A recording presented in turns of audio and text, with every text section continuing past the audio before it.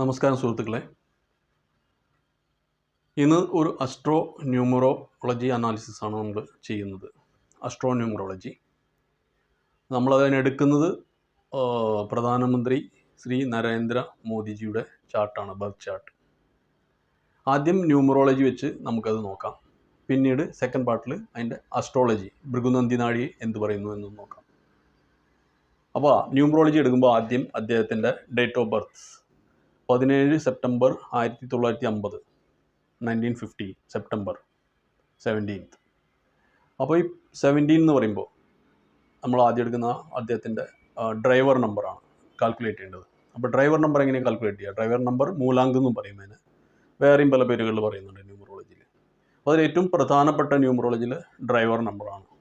അപ്പോൾ അദ്ദേഹത്തിൻ്റെ driver number എന്താണെന്ന് നോക്കിക്കഴിഞ്ഞാൽ 17, 1, 7 അത് രണ്ടിനും കൂട്ടുക. ആ രണ്ട് അക്കത്തിന് കൂട്ടിയതിന് ശേഷം കിട്ടുന്ന സംഖ്യയാണ്, ഒറ്റ സംഖ്യനാണ് നമ്മൾ ഡ്രൈവർ നമ്പർ എന്ന് പറയുക. 1, 7 കൂട്ടുമ്പോൾ 8 കിട്ടും. 8 അദ്ദേഹത്തിൻ്റെ ഡ്രൈവർ നമ്പർ. 8 driver number.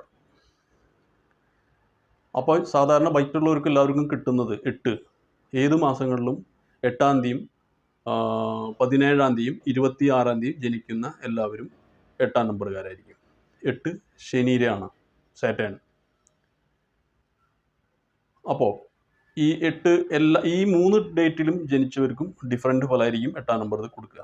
അപ്പോൾ നമ്മുടെ പ്രധാനമന്ത്രിക്ക് കിട്ടിയിട്ടുള്ളത് 17 1, 7. അപ്പോൾ അതിൻ്റെയും കൂടി റിസൾട്ട് എങ്ങനെ ഉണ്ടായിരിക്കും എന്നുള്ളത് നമ്മൾ നോക്കിയിരിക്കണം. അപ്പോൾ 1 കിട്ടിയിട്ടുണ്ട്. 1 എന്താണ്? 1ഉം 7ഉം കൂട്ടി കിട്ടുന്ന 8-ൽ 1 രാജാവാണ്, കിങ്, പ്ലാനറ്റിലെ ആദ്യത്തെ നമ്പർ, ഫസ്റ്റ് നമ്പർ 1. സൂര്യൻ രാജാവാണ്. അപ്പോൾ അതിൻ്റെ ക്വാളിറ്റി എന്ന് വെച്ചാൽ ലീഡർഷിപ്പ് ക്വാളിറ്റി ഉണ്ടായിരിക്കും. രാജാവ് എപ്പോഴും ടോപ്പിലായിരിക്കും, ലീഡറായിരിക്കും. 7 കേതുവിൻ്റെ നമ്പറാണ്. കേതുവിൻ്റെ നമ്പർ എന്ന് പറയുമ്പോൾ മുക്തി, സേവ. അപ്പോൾ ജനസേവനം, സേവ ചെയ്യാനുള്ള ഒരു കർമ്മം, അത് രണ്ടും കൂടിയിട്ടുള്ളതാണ് അദ്ദേഹത്തിന് 17 കിട്ടിയിട്ടുള്ളത്. അതാണ് 8-ാം നമ്പർ വരുന്നത്. 8-ാം നമ്പർ ശനിയിലാണ്. ഇനി ശനിയുടെ ക്വാളിറ്റി എന്താണെന്ന് കൂടി നമ്മൾ അതിന് നോക്കേണ്ടി വരും. അതിൻ്റെ ക്വാളിറ്റി ഈ വ്യക്തികളിലും നമുക്ക് കാണാൻ പറ്റും. ശനി ഡിലേ ആണ്. ശനി ഫലം തരുന്നത് വളരെ ലേറ്റാക്കി തരും. അപ്പോൾ ഈ ശനിയുടെ 8-ാം തീയതി ഡ്രൈവർ നമ്പർ ആയിട്ടുള്ള വ്യക്തികൾക്ക് ജീവിതത്തിൽ നല്ലതൊക്കെ വരുന്നത് നല്ലൊരു പ്രായത്തിന് ശേഷമായിരിക്കും. അതൊരു 45 വയസ്സിന് ശേഷമാണ് ഇവർക്ക് ഒരു നല്ല കാലം വരുന്നത്. അത് നല്ല എല്ലാ ബെനിഫിറ്റുകളും ആകും. ഇതുവരെ ചെയ്ത എല്ലാ കർമ്മത്തിൻ്റെയും ടോട്ടൽ റിസൾട്ട് കിട്ടുന്നത് 45 വയസ്സിന് ശേഷമായിരിക്കും. പിന്നെ ഇവരെ കാണുമ്പോൾ പ്രായം കൂടുതലായിട്ട് തോന്നും. സാറ്റേൺ റെപ്രസെൻറ്റ് ചെയ്യുന്നത് ഓൾഡ് ഏജ് ആൾക്കാരല്ലേ, ഓൾഡ് ഏജിനെ റെപ്രസെൻറ്റ് ചെയ്യും. അപ്പോൾ ഇവരെ ഗുരും കാണുമ്പോൾ ഒരു 30 വയസ്സുള്ള ആളാണെങ്കിൽ ഒരു 35, 38 വയസ്സ് തോന്നും കാണുമ്പോൾ. 8-ാം നമ്പറിൻ്റെ പ്രത്യേകതയാണ്. ഇത് അദ്ദേഹത്തിൻ്റെ ഡ്രൈവർ നമ്പറായി.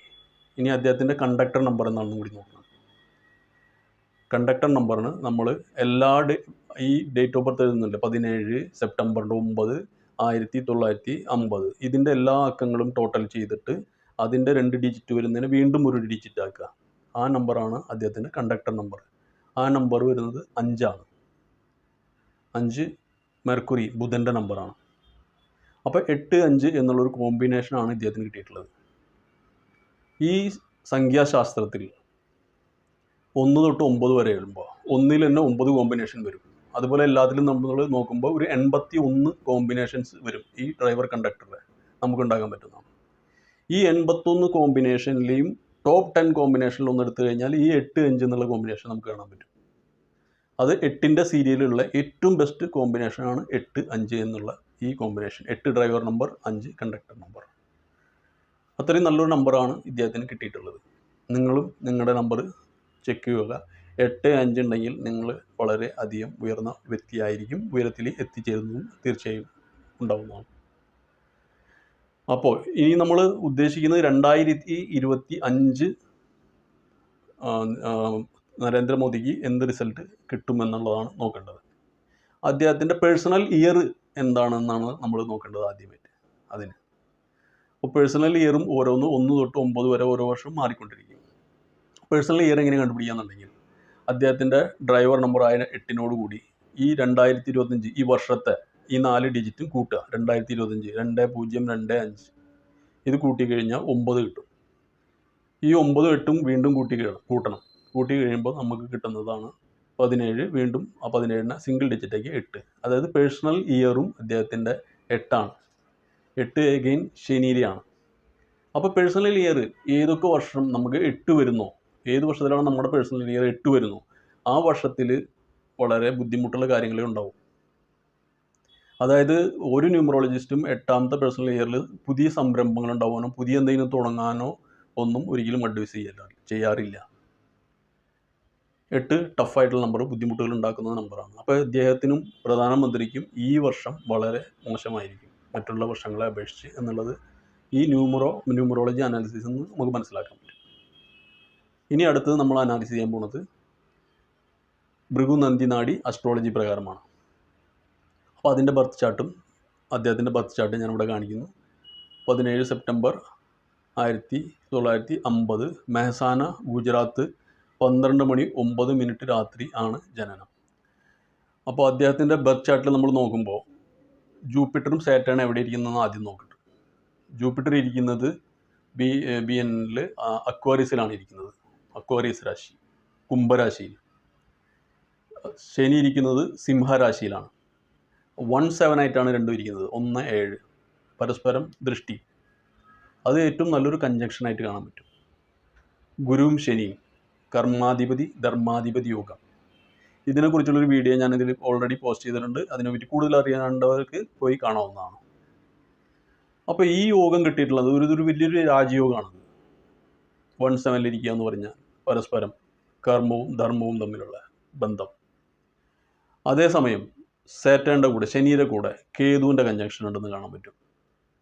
തൊട്ടടുത്ത രാശിയിലിരിക്കുന്ന കേതു. അപ്പോൾ സാറ്റേൺ കേതു കൺജങ്ഷൻ ഉണ്ട്. അതിൻ്റെ അർത്ഥം ഇദ്ദേഹം അതായത് കർമ്മത്തിൽ നിന്ന്, അതായത് ഈ പ്രതിഫലം ഇച്ഛിക്കാതെ കർമ്മം ചെയ്യുക എന്നുള്ളതാണ് ശരിക്കും പറഞ്ഞു കഴിഞ്ഞാൽ സാറ്റേൺ കേതുവിൻ്റെ ഒരു കണക്ഷൻ വരുന്നത്. ഈ കൺജങ്ഷന്, ഈ മൂന്നും സാറ്റേൺ ജൂപ്പിറ്റർ വിത്ത് ഈ കേതുവിൻ്റെ കൺജങ്ഷൻ, സാറ്റേൺ കേതു കൺജങ്ഷൻ ഉണ്ടാകുമ്പോൾ ഒരു സന്യാസ യോഗം കൂടി നമുക്ക് വേണമെങ്കിൽ പറയാം. അതായത് ഈശ്വരാംശമുള്ള ഒരു ഡിവൈൻ സോളാണ് ഇത് എന്ന് നമുക്ക് പറയാൻ പറ്റും. ഈ ശാസ്ത്രത്തിൽ അതിനെ അങ്ങനെയാണ് പറയുന്നത്, ഡിവൈനിറ്റി ഉള്ള ഒരു സോൾ,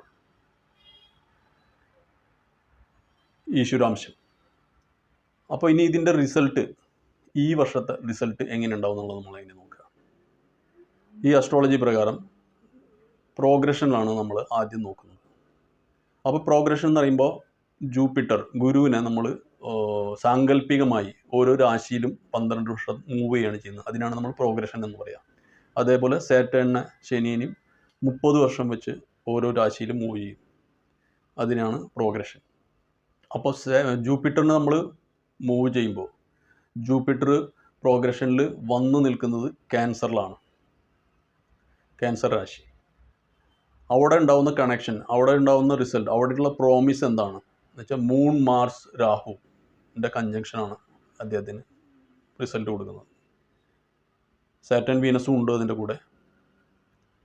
പക്ഷേ സാറ്റേൺ നമ്മൾ പ്രോഗ്രഷൻ ചെയ്യുമ്പോൾ കിട്ടുന്നത്, അത് വരുന്നത് സാറ്റേൺ സ്കോർപ്പിയോയിലാണ് നിൽക്കുന്നത്. അപ്പോൾ സ്കോർപ്പിയോൻ്റെ കൺജങ്ഷനിൽ കിട്ടുന്നത് മൂൺ മാർസ് രാഹുവാണ്. അപ്പോൾ മൂൺ മാർസ് രാഹുവിൻ്റെ കൺജങ്ഷൻ ജൂപ്പിറ്ററിലും സാറ്റേണിലും കോമൺ ആണ്, ഒരേ ഒന്നാണ് പറയുന്നത്. ജൂപ്പിറ്ററും സാറ്റേണും പറയുന്നത് ഒന്നാണ്. ഇവർ രണ്ടുപേരെയാണ് കൂടുതലും ജീവിതത്തിലെ എല്ലാ കാര്യങ്ങളും തീരുമാനിക്കുന്നതിൽ വളരെയധികം പ്രാധാന്യം ഉള്ള 2 പ്ലാനറ്റുകൾ. അപ്പോൾ ഇവർ രണ്ടുപേരും പറയുന്നത് ഒന്ന് തന്നെ, മൂൺ മാർസ് രാഹു. മാർസ് എന്ന് പറയുന്നത് നമ്മുടെ ശരീരമാണ്, അതിനെയാണ് രാഹു ബാധിക്കുന്നത്. അതായത് ഹെൽത്തിനെ ആയിരിക്കും കൂടുതൽ ബാധിക്കുക. രാഹു ഉള്ളപ്പോൾ നല്ല കാര്യങ്ങൾ അതിൽ നടക്കാനുള്ള ചാൻസ് ഈ സമയത്ത് മൂണിൻ്റെ കൂടെ ആകുമ്പോൾ നടക്കാനുള്ള സാധ്യത വളരെ കുറവാണ്. അതേസമയം ഇത് വീണ്ടും ട്രാൻസിറ്റ്, ഈ 2025 ട്രാൻസിറ്റിന് എന്തെങ്കിലും ഫലമുണ്ടോ എന്നും കൂടി നോക്കണം. അപ്പോൾ ട്രാൻസിറ്റ് നോക്കുമ്പോൾ ഇതിൻ്റെ നമ്മൾ ട്രാൻസിറ്റ് ഞാൻ നോക്കുന്നത് കേതുവിൻ്റെയും രാഹുവിൻ്റെയുമാണ്. അപ്പോൾ രാഹു ജൂപ്പിറ്ററിൻ്റെ മുകളിൽ, ഇദ്ദേഹത്തിൻ്റെ നാറ്റൽ ജൂപ്പിറ്ററിൻ്റെ മുകളിൽ 18 മെയ് 2025 വരുന്നു. അതേസമയം കേതു സാറ്റേണിൻ്റെ മുകളിലും വരും. ജൂപ്പിറ്ററിൻ്റെ മുകളിൽ, നാറ്റൽ ജൂപ്പിറ്ററിൻ്റെ മുകളിൽ രാഹു വന്നു കഴിഞ്ഞാൽ അത് ജൂപ്പിറ്റർ എന്ന് പറയുന്നത് ജീവകാരകമാണ്. അതിന് മുകളിലാണ് രാഹു വരുന്നത്. വളരെ ബുദ്ധിമുട്ടുള്ള അവസ്ഥയാണ് ഉണ്ടാക്കുക.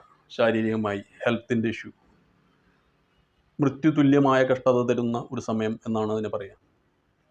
അതേസമയം കേതു സാറ്റേണിൻ്റെ മുകളിൽ വരുമ്പോൾ കർമ്മത്തിന് എൻഡ് ആവുന്നതാണത്. The end of one karma. ചിലപ്പോൾ അതിനടുത്ത എന്തെങ്കിലുമായിരിക്കും പുതിയതിൻ്റെ തുടക്കവുമായിരിക്കാം. അപ്പോൾ ഇതുകൊണ്ട് ഈ അനാലിസിസ് കൊണ്ട് നമുക്ക് കാണാവുന്നത് പ്രോഗ്രഷനും ട്രാൻസിറ്റും കാണിക്കുന്നത് ഒന്ന് തന്നെയാണ്, മോശമായ റിസൾട്ടാണ്. അപ്പോൾ 2025 അദ്ദേഹത്തിന് വളരെ മോശമായിരിക്കാനാണ് സാധ്യത എന്ന് ഇതിൽ കൂടെ മനസ്സിലാക്കാം. അദ്ദേഹത്തിൻ്റെ ആരോഗ്യത്തിന് വേണ്ടി ഈശ്വരനോട് പ്രാർത്ഥിച്ചുകൊണ്ട് നിർത്തുന്നു. നന്ദി, നമസ്കാരം.